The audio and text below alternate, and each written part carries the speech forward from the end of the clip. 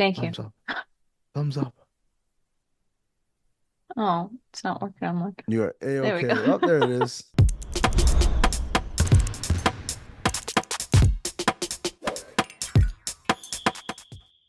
Welcome to Oddball. I'm Amin Elhassan, and in the laser show is Charlotte Wilder. Yeah, Charlotte, I felt like recreating my fourth grade school picture. So this was as good as I could do. I feel like you're in the middle of a firefight in Star Wars, and I'm just like, get down. Like, just avoid getting Or hit. Yeah. or or hear me out, Ocean's 11 when they sneak through the lasers. What was the movie with Catherine Zeta-Jones and Sean Connery? That's the one that everyone remembers. Oh, She's what was like, that? it was like untouchable or something like uncrustable, something like that. Anyways, Uncrustable. got a great show for you guys today. A little bit later, we're going to dive into rivalry week. This is a new thing the NBA has Ooh, been doing the last couple of years. We got some rivalry games to preview all week long. We'll talk about rivalry week and whether we're in on it. But let's get started with some stuff that happened over the weekend. Not quite headlines, but a little fresh refresher. Pick yeah, me up. headline adjacent is what There we're you calling go. this. So we'll start with the Nuggets and the Celtics. The Nuggets broke the Celtics little win streak that they had going at home. They started the Mm. season 20-0. And, Jokic and them boys came in there and said, you know what, you little streak? This is what I think of it. And they threw it at him. Charlotte, as Yes, a lifelong Celtics fan, yes. how long did you sob and what made you stop sobbing? I cried. I say I like sobbed for 3 minutes and then really cried hard for 10. And then I stopped crying when I remember. No, I didn't cry. Yeah. I didn't No? cry. Come on. I'm a big Yeah. girl. I'm a strong, independent woman. I did watch at a bar in New York City with a few friends, I also like shout out to me for going somewhere. I did Yeah. something. You left It your little cave. Yeah, it felt good. I was like, oh, look, there are all these people around. I had a Guinness. Anyway, um, but my one of my friends who we were watching with is also from Boston and was just saying how much he hates Joe Mazzulla as a Boston Nice. fan. Well, and so here's the thing: the Celtics are at the top of the whole NBA. Shebangy Um, bang. Yes. yeah, they're doing it. I want to ask you Mm-hmm. what you think about Joe Mazzulla and what should Celtics fans actually feel about how he's coaching this team. I mean, I think there's two things. One is Joe Mazzulla is a young coach. Mm-hmm.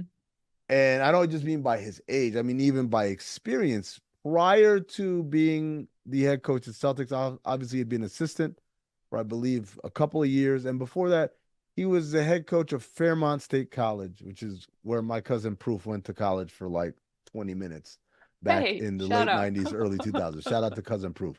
So like he doesn't have like the wealth of like 10 years as an assistant coach in the league to have Mm-hmm. seen a lot of things and processed a lot of things. And this kind of ties into my next point is basically he's not like his predecessor. His predecessor, Ime Udoka, not only played in the league for a long time, but also was an assistant coach for damn near a decade and an Yeah. assistant coach on some really good staffs with some really good head coaches, including Greg Popovich. So Ime Mm-hmm. Udoka, by default, has seen some shit. And so when he stepped into the head coaching role, you're looking at decades of high level NBA experience, both as a player and as a coach on the bench, that he is now processing. And he's an incredible coach. And we see with the job he's done in Houston Yeah. that, yeah, that wasn't a fluke. It wasn't just because he had good players in Boston. This guy can really coach. Right. Whereas for Joe, I think he is a good coach in the making. I just think he's green. And that shows up the most in adjustments or lack thereof. He's not really Yeah. great at adjustments because in order to do adjustments really well, you have to have seen 8 billion variations of almost every offense or every Mm-hmm. defense to have that kind of wherewithal. Also, being a head coach of a team is in part a managerial position, right? Yeah. Not just managing the egos of your players, which can sort itself out very easily. My best players, I listen to them. My worst players, not so much, right? Yeah. but the egos of your staff. Who are you listening to? How are you like accepting information that clearly is not your own? It Yeah. takes a level of security in yourself to be able to say, I didn't know that, but shout out to Coach So and so, he brought this up, right? And I don't know what his relationship is with his staff. I do know, again, that managing at least four guys, and obviously there are a lot more on the staff, but the four main assistant coaches, that takes time as well. And so Yeah. what I see from Joe Mazzulla is a guy who has a pretty good idea of an overall game plan, but if it doesn't work, he's screwed. And I think Yeah. that's the thing that fans and other people notice. It's like, oh, why are we adjusting? They're just doing this stuff to us over and over again. It's like, well, your boy doesn't have a whole lot of experience. You're trying to Yeah. compare him to Eric Spoelstra, who coached for decades and was in the video room forever. You know, like the amount of basketball that guy has watched is just Yeah. insane. You know, or like I said, Ime Udoka, you trying to compare him to him, or Tom Thibodeau. These are all the people that I think will come to mind when you're talking about Joe Mazzulla. They're not his peers in terms of their path or their experience. These are all guys who've been around the block a lot of times. I mean, it makes me wonder, I guess, on some level, why he was picked to succeed Ime in the first place and why he is still, yeah, you know? I would say this is what I would say because Brad Stevens made that call. Yes. Brad Stevens, despite having a very successful NBA career, I've observed, and this is not about Brad specifically, but I've observed in the NBA, there's a type of guy that they call is a college guy. Hmm. College guys think about the game in a certain way and think about people in a certain way, and they tend to gravitate to other college guys. And Joe so Mazzulla is I a think college guy. Joe's a college guy. Joe will probably be a very successful collegiate head coach because Yeah. adjustments aren't as big a deal. It's more about prep because you have all Hmm. this time to practice when you have a college team, and nobody's good enough to make adjustments anyway, right? Or very few, very seldom. So it's one of those things. I think Brad Stevens saw something in a guy who kind of reminded him of him in some way. Hmm. Oh, started at a small school, whatever, and that's what attracted him. Well, if the Celtics don't win the finals, I'm sure Joe Mazzulla will have plenty of time to see what No, coaching in college is like. oh, it's Charlotte Uh, Wilder. Fire anyway. Missoula. No, I That's the didn't say headline. it. I didn't say it. I said that I believe with this roster, with this team, if you don't win the finals, I don't know how that coach comes back. So let me transition here, Charlotte. You asked me a question. I gave a very long and thoughtful answer. I want to ask you a question about something Okay. else Okay. because this has been eating me, right? Okay.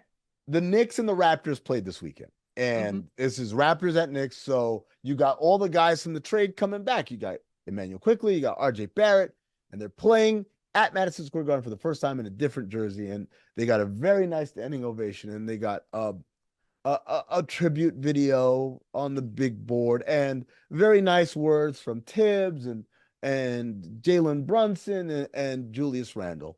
All that's well and good. Yeah. Did they deserve to have that? Not from the guys internally. Obviously, the Yes. guys you play with them for so many years, you come close, and all of a sudden you're traded. That is a thing that people go through. I meant like the hoopla of the jumbotron and the fans and everyone happy to see these guys back. Do they So deserve that?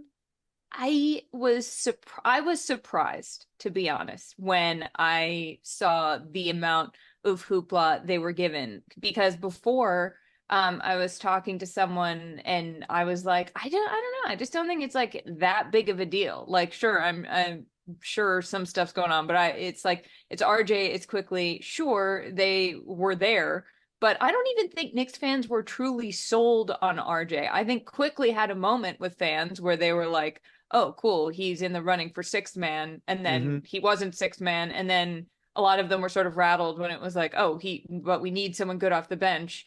But then they've all fallen in love with OG Anunoby so quickly. And I don't think I feel like it was the Knicks trying to prove to themselves. I feel it was the organization trying to prove to themselves that they had not made a mistake in their trust in RJ and in bringing him up in that city. I feel like they wanted to be like, look, here's this guy who came back and we did such a good job with him that he's now Right. on to greener pastures and we're going to celebrate him so that we look like we knew what we were doing. Yeah, 2 weeks ago or a few weeks ago, all these Knicks fans were saying RJ Barrett is awful and get him Yeah. and bench him and stuff. And now it's like a standing ovation and we miss you, RJ, and a video board tribute. I'm like, what is this about? Because even without like the struggles that he had, I go back to what did they do? This isn't a guy who presided over an incredible streak of 50 win seasons and going to the conference finals and knocking on the door. This is a team that wasn't really good. They made the playoffs and lost in the first round to the Hawks. They won one Mm-hmm. game 1 year. And then last year was their big playoff win. They beat the Cavs in the first round. And then they failed to recognize that Jimmy Butler had a terribly severely sprained ankle. And let's just go at him. They just avoided it. Like, what did they do in order to kind of merit that? And also, whatever success it was, like when I think about like this last 5 years, basically since RJ was in New York, the most success was last year. And I don't think about RJ and I don't think Immanuel Quickley. I think about Jalen friggin' Brunson. He's the Yeah. guy. Like if he left, he got traded. Sure, have a parade for him. He actually turned the shit around. But everybody else, I'm like, you get credit for that? That's why I think that it was the organization trying to prove something to themselves or trying to prove something to fans that like keeping him for as long as we did was not a mistake. It's like, look, he came back. Let's celebrate him because he was trying to make people misremember it as being better than it was, which it wasn't. It just wasn't.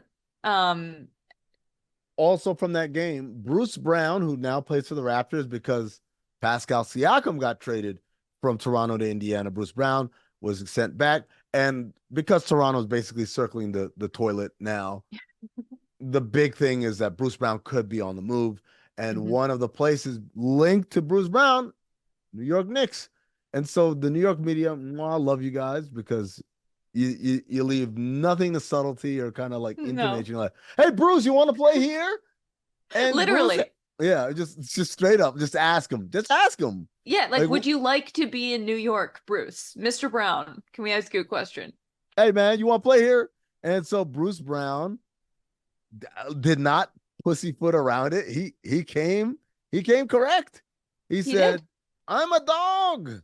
I play extremely hard on both ends of the floor. I can do just about whatever Tibbs needs me to do. I would think I'm the type of player he likes. Look, I get it. He's on the block. He knows it. His long-term future is not in Toronto. Having said that, can't count how many times I've heard players speak this directly Have you about. ever heard something like this before? I might have like in years past here or Yeah, I there, couldn't but believe that. I couldn't believe it. I didn't. I read that quote and I was like, to me, I mean, the best part of it is that he is appealing directly to what Tom Thibodeau wants more than anything else, which is like hard notes, gritty. yep, I'm a dog. I'll do whatever he needs. It wasn't like, oh, maybe New York could be yeah, fun. It was a yeah. direct appeal to the coach. So typically, and this happens a lot in New York because the New York media has a habit of asking players, even players who aren't on the block, like Steph Curry, hey, would you like to play here? And they Yeah. always give like this very like vague, oh, this is one of the great buildings and it would be awesome. I've thought about, but I'm happy where I am right now. That's what they usually do. They're like, oh, that would be awesome. Like, oh, everyone knows it's a great basketball city. Bruce like, yep, I want to play for that guy. And I play exactly the way that guy coaches. I've never, maybe I take that back. I don't think I remember that. Like Never. someone being that direct about specifically wanting to be somewhere else. I mean, Um, he went from Indiana to Toronto, so I guess a big city seem or well, Toronto's a big city. Toronto's I don't mean no yeah, disrespect to Canada. no, Toronto's a huge Um, city, but yeah, yeah, it ain't New York. right. I mean, I have always had a soft spot for Bruce Brown, and I don't know why. I have absolutely Because there's not one thing I'm gonna he's tell you why. done. No, I'm gonna tell Why? you why. I'm gonna tell you why. Because he's a good, smart player who knows who he is and embraces it. And I believe when you have guys like that, it's automatic. You're gonna like them, right? The Hmm. people you're not gonna like innately are people who have sized or not shaped, not fitting views of themselves versus who they Yeah. actually are. They're gonna be people who carry themselves with airs of like, I don't want to do that, or I don't need to do that, or I'm better than that. And Bruce Brown doesn't do any of those things. And so it's very easy to like him. He's very likable as a result. But yeah, no, He is a dog. He is a he's a dog. dog. He's a dog. He's got that dog in him.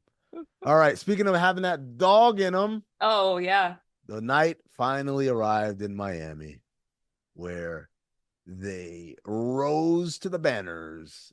Their first, I believe, non-Hall of Fame jersey retiree, Udonis Haslem, number 40. No one will ever wear it again for the Heat organization. And they pulled out all the stops, and they had Pat Riley give a very passionate speech, and all his teammates were there, and Goran Dragic and Mario Chalmers. It was like, Udonis Haslem, this is your life. And then the Heat lost because maybe someone can correct me if I'm wrong. I think they lose every time they have one of these things. I was at Bosch and I was at Mhm. Shaq. They Mhm. lost both of those. They lose whenever they're retiring jerseys, mainly because they always go over on the halftime, which is, I know Oh, this is gonna make me persona non grata down in Miami. But you know who does jersey retirements well, Charlotte? are you gonna say what I think you're gonna Say say? it, say it. Are you the Celtics?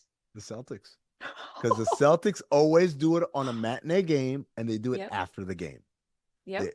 And so there's no pressure to wrap this shit up or like, so they'll play the game, and the entire game they just play videos, tribute videos. I went to Paul Pierce's jersey Mm. retirement.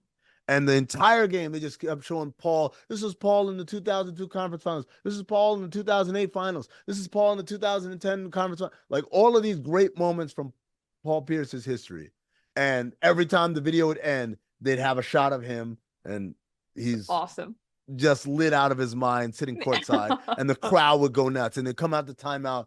And I believe the Celtics also lost that game by a lot, but they were playing the Cavs, so it Okay. makes sense, right? But then at the game ends. First of all, the game ends. They were getting blown out. People just started chanting Paul Pierce. It's like we want Paul or something. Like, Paul Pierce, Paul Pierce, or whatever the chant was. They were chanting it. Then the game ends and nobody moves because this Yeah. shit is still going. And then they Yeah. do their whole ceremony and they take their time. And so you leave that game, even though they got blown out, everyone walked out feeling good about themselves. Miami, might I suggest, maybe do the jersey retirements on a matinee game afterward. I won't, we won't have to say we got it from Boston. We'll just say, hey, we got it from this show called Oddball. There you go. You're welcome. Also, very Boston to do. Practical, not wasting anybody's time. Charlotte, you got emotional though during Yes, Udonis' speech as I a cried. newfound Heat fan. Yep. No, I'm not a fan. I'm not a Heat fan. I Don't do mean, that. We're not doing I feel that. like Don't do the that. evidence is mounting. The It's evidence not. is I'm not a Heat mounting. fan. I'm not a Heat fan. I like Jaime Jaquez, and Duncan Robinson is from New England, so that's actually, if anything, more of a not Heat situation. And Where who doesn't Marcus like Smart the other Udonis? way. Who does? Who? Okay, well that. Anyway, moving on. I Yes, I did tear up during his speech, and it was one thing he said that got me, where he said he was playing basketball for the first time with his brother, Mm. and he shot, and it was an air ball, and his brother caught the air ball and dunked it and looked at Udonis and said, "Nice pass." And for some reason, and he was like, I have been chasing that feeling. He was like, I'd never felt that before. And first of all, it made his career make a lot of sense to me, that he has Mm. been trying to be that guy for people on the Heat, since he first felt that. And that was when he decided to play basketball. And he was like, I want other people to feel like, even when they airball it, I can help them feel like they're not embarrassed. And I Mm. think being embarrassed is a thing that a lot of people are scared of, which is a lot of the reasons that people don't try things. And I think in professional sports, you get embarrassed a lot, whether you want to or not. And so for him to be there and acknowledge that that is a part of the game, and that it's on your teammates to help you get past it, something that it just really, it got me in my feelings. I mean, I teared up a little bit. Charlotte, I won't lie, man. What you just said right there got me in my feelings. Like, wow, like, about being embarrassed is something a lot of people are scared of. And playing this game, you have to be willing to allow yourself to be embarrassed from time to time. Yeah. That's a life lesson that I will take with me from Charlotte Wilder Thank you. via Udonis Haslem. But the story doesn't stop there, Charlotte, because I it know where you're goes going. on. Oh, yeah. It's going to come full circle with other names that Hmm. we've mentioned, right? So our teammate here at DraftKings Network, Steven Jackson of All the Smoke, had a post about Udonis Haslem, and he said this jersey getting retired is earned, not given, right? There's a great Hmm. amount of respect from Steven Jackson towards Udonis Haslem. And by the way, those feelings came from all over the league. Jamal Mosley, the head coach of the Magic, said, I wish that we had been playing them that night so that I Yeah. could have been there for that. And there were people all over the league talking about Udonis's impact, not only with the Heat, but on the league. That people like this matter, and there should be more Udonis Haslems. Well, that's well and good. So as I said, Steven Jackson said, earned, not given. Your boy, Paul Pierce, my boy, Paul Pierce. And this is Your an boy, awkward thing your boy, because our I, boy, our I, boy. I like Udonis. I know Udonis. I like Paul. I know Paul. Paul had to chime in and said, nah, this one was given, bro. Oh, come on, man. But this is Udonis's Udonis's response, however, I mean, what share it with the fans, share it with the people. Udonis's response, I mean, Mm-hmm. was I loved it. He said my first reaction was to choose violence, but I'm a gun spare because I know you ain't like that. You're entitled to your opinion, my boy. And That's a mind very you, that's mind like you, a Udonis a old graying Udonis answer, right? that's a bless your heart Yeah, answer. It's also funny because didn't a few weeks ago Udonis went on I forget what show, his pardon show. me, It his was show, his his own show. show, The and he was like, OGs, I him don't and like, Mike Miller. yeah, yeah, he was like, I don't like Paul Pierce and I don't like Kevin Garnett, and if I saw them in a grocery store, not which also incredible metric of how you know if you like someone or not. Would you say hi to them in a grocery store?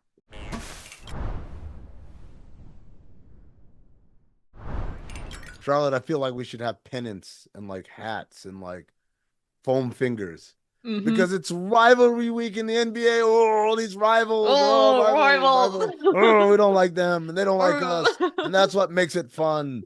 And, I know what you're thinking at home. Like, oh, wow, rivalry week. Like, are we going to get like longtime rivals like Lakers, Celtics? Not this year. No, Not this year. no, we're not. What rivalry week means to the NBA this year is something, it reminds me of like you know how Bravo does Watch What Happens Live with Andy, Yeah, where they get people together and it's just like it's something designed for maximum mess to be as messy as possible. Feels like sure. the NBA is leaning into the quote, this league of it all. Absolutely. So some of these are going to be very obvious. Like, oh, yeah, okay, I guess that's right. And then some of these, I feel like the league is doing exactly that, instigating, right? So we start Mm-hmm. January 23rd. That's tonight. Knicks at Nets. All right, Hmm. that's easy. Crosstown rivals. The late game is Lakers at Clippers. Right. Again, it's just Easy. this is just, hey, we share the same city, and half the building is going to be rooting for one team, and the other half is going to be rooting for the other team. Uh, in both cases, there's a good team and there's a bad team playing. So Yep. I feel like, okay, all right, that's a little filler, right? Then we start getting personal Mm-hmm. because tomorrow, the 24th, we Mm-hmm. get Suns at Mavericks. And I know what you're thinking, like, wait, Suns and Mavs, like, that's really a rivalry.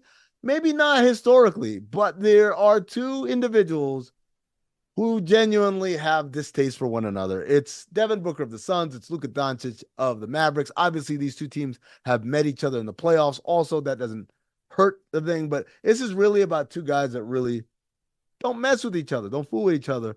And so the league is kind of like, huh? Come on. Huh? You guys don't like each other. Why did you play? Why did you play against each other on rivalry week? Huh?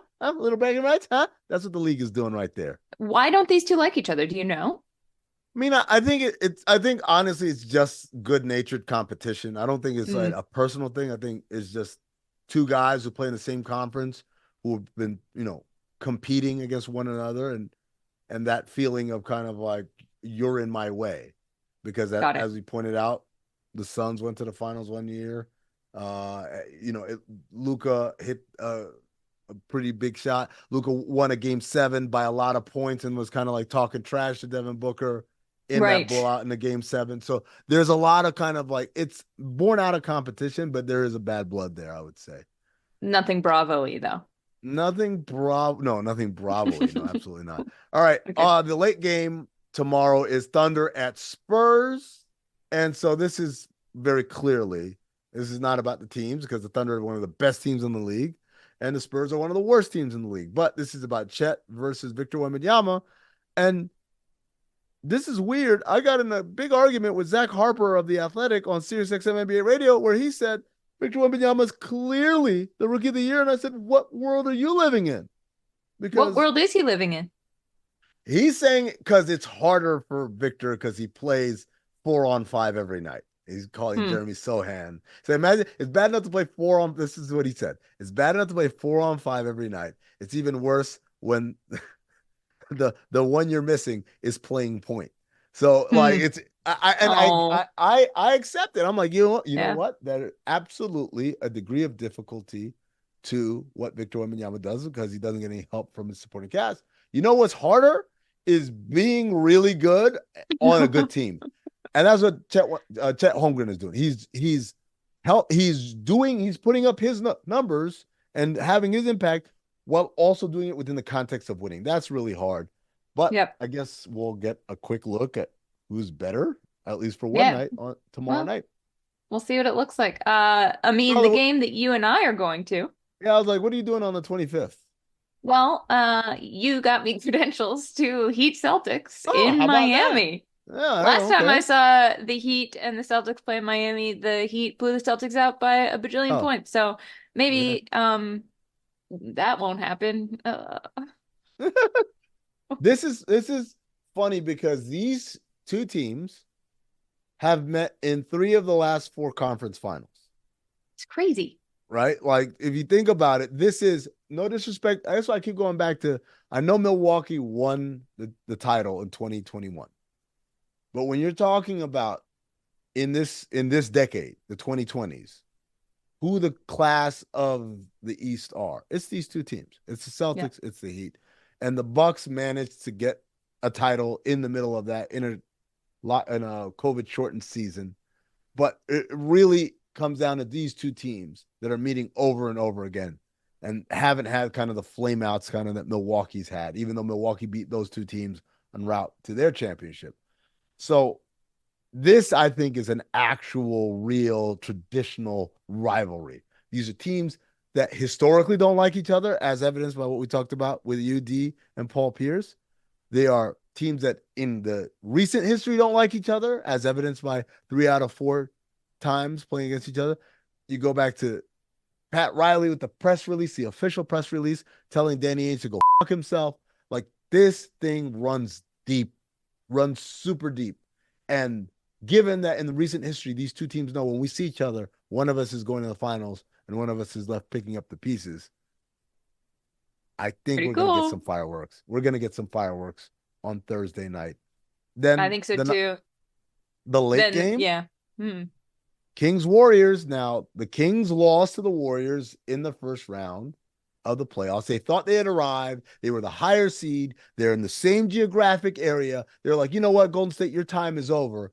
And the Warriors and Steph Curry specifically reminded them, in the words of Rudy Tomjanovich, don't ever underestimate the heart of a champion. So big little brother is going bigger. Big brother is getting more old and more kind of worn down. And Yeah, so the this is a knees hurt. nice measuring stick for little brother. Hey, maybe we're better now. Maybe this is the time where we finally beat you. We'll And see. we'll see. And Golden State has they have something to it's not just, hey, we just got to beat little brother to remind them who's boss. It's we're fighting for our lives. And the Yeah. fight for a playoff spot for the Warriors starts now. They don't have time to be cute here. All right. Friday, we got Mavs at Hawks. Now, this again goes back to this is a tale of two kitties. One who was traded for the other, ostensibly Hmm. on draft day.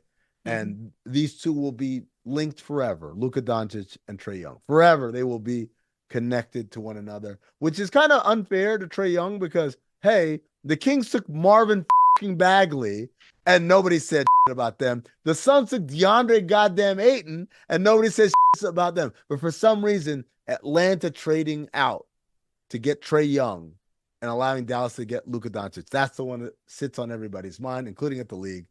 They're instigating against Charlotte. They are. They're being messy. They're being messy as hell.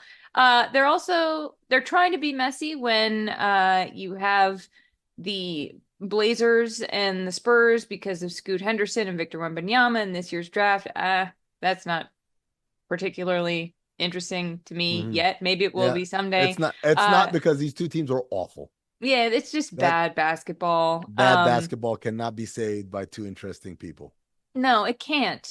What we could have in good basketball is the Heat at Knicks, which is There you go. not the kind of rivalry of Heat Celtics, but they've been jawing at each Again, other the past jawing at couple each years. other, the playoff series last year, Yep. and most importantly, the long history. Pat Riley still persona Yes. non grata in Madison Square Garden. There, all the feelings, all the emotions, they're still there. Remember, the Heat did not go to the in-season tournament knockout stage in Vegas, Charlotte, because they lost the game at New York where they were up big and they blew it. And Jimmy Butler missed a shot at the end, and he promised that would never happen again. And I think the next game he had that opportunity, he proved himself. But this is their meeting here, so we'll see. And then we round it out with a good one and so on. Sixers Nuggets. This is individuals, but this is also two great teams. Yes.